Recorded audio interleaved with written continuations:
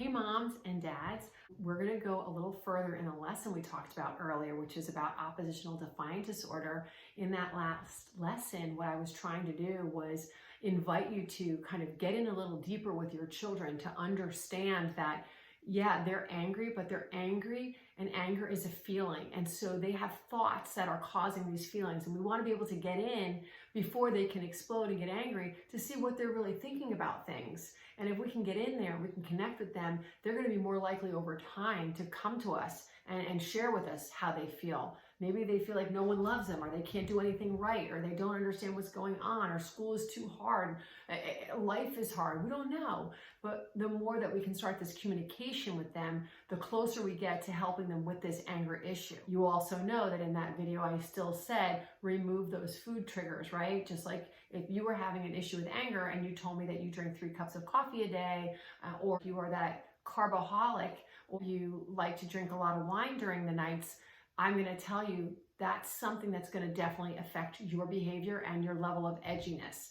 You want to look at those items. You want to bring them down for your children. You want to pull those out right now. They are so sensitive, and it just leads to their inflammation in their body, which means inflammation in their brains. So what this lesson is about, since I'm talking about, oh, get in, see what's going on with your kids, this is the lesson on your thoughts. We're going to get a little deeper. I've already explained the TFAR acronym. Thoughts drive the feelings, feelings drive the actions, and the actions drive the results. And on this really messy board back here, I just kind of wrote some stuff out, and I'm going to make it all make sense for you. And I want you to start to think about this as the way that you're going to connect with your child, because it's one thing to ask your child, how are you doing? What's going on today?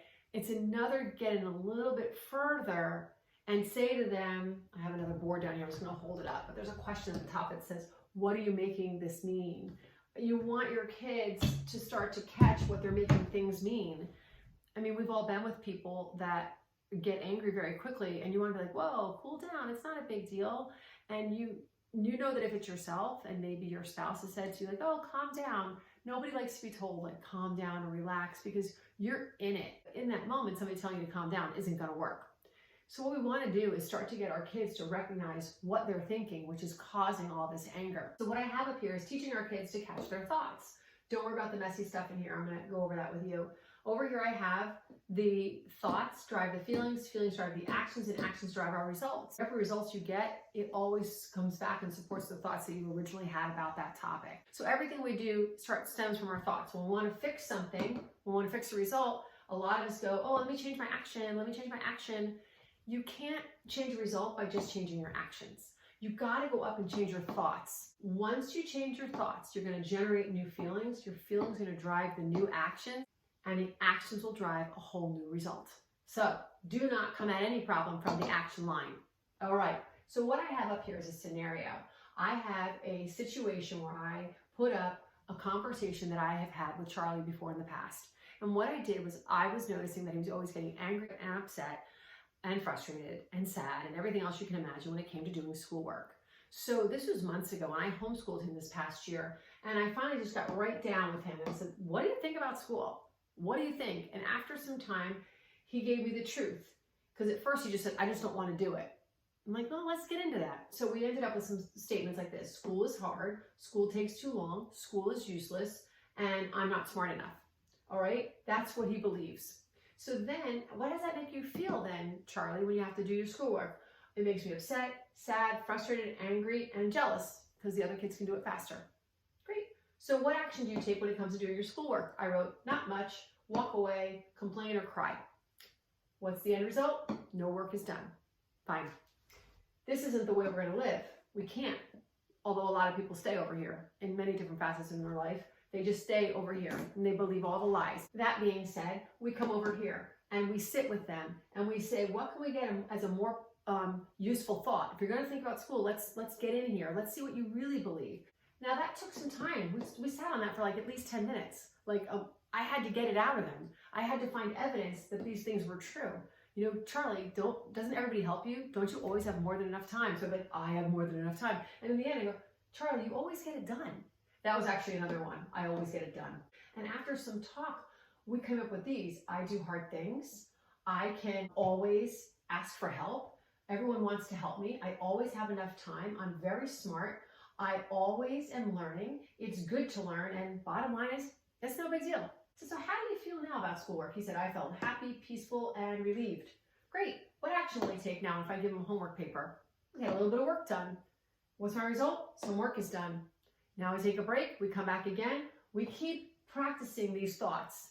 We keep practicing the truth. When we operate from the truth, we get the results we are looking for. When we operate from lies, we get the results that we do not want. So I'm sharing this with you, even though we're discussing oppositional defiant disorder, it's still the same idea. Your child has feelings that are stemming from lies. They are believing something. You want to get in there. Find out when they are angry. See if you can capture that. Maybe you're going to tell me they're angry all day long. Fine. But you can sit with them when they're not angry and go, I noticed that you really get angry when we ask you to clean your room. I just want to ask you about that. What do you think about cleaning your room? He might say, it's stupid. I don't need to do it. Blah, blah, blah, blah, blah. And if it's all those things, how do you feel when I say clean your room? I'm upset. I'm this, I'm that. What's the action? They're not going to clean the room. What's the result? The room's messy. So, but you can say to them and said, okay, but we need a clean room because it's healthy. And I also need to ask you something. Is it really that hard if we can change it up? Can we make it easier? And he might go, I guess you can make it easier. Okay, good. We can make cleaning your room easy. We might just leave it at that. We can make cleaning your room easy. So now how do you feel? If I promise you I'm going to make it easy, how do you feel? I feel okay. I feel fine. I feel fine about cleaning your room. Okay, when I say time to clean your room, what will I get? I'll get a little bit of work. What happens? The room's clean. But I have to go back and meet him halfway. Go, okay, so how much time do you want to put into cleaning your room? He might say 4 minutes. Great. So we're going to figure this out so it takes 4 minutes. That might mean that you only have a certain amount of clothing in here. It might mean you only have 1 box worth of toys in here. It might mean that I'm going to show you how to put the blanket right over your bed. I don't even care if you don't fix your sheets. Blanket right over your bed. Pop up your shades. I think we can do it in 4 minutes. You're meeting him halfway. And you do this on everything. On everything. Get in there. Meet him halfway. Show him that he's operating from lies. That's when you start to see why he's so angry. And just keep the conversations open. Keep them open. All right, that's it for today. I'm just going to keep giving you snippets and have you walk towards this greater understanding of how to mold this seemingly really angry child into someone that is honestly such a value to this world. And honestly, a kind and good and compassionate human being that is just operating from over here. We need to try to pull them out of it, and we can do it, and we will do it over time. So stay tuned for the next one. Thanks, moms.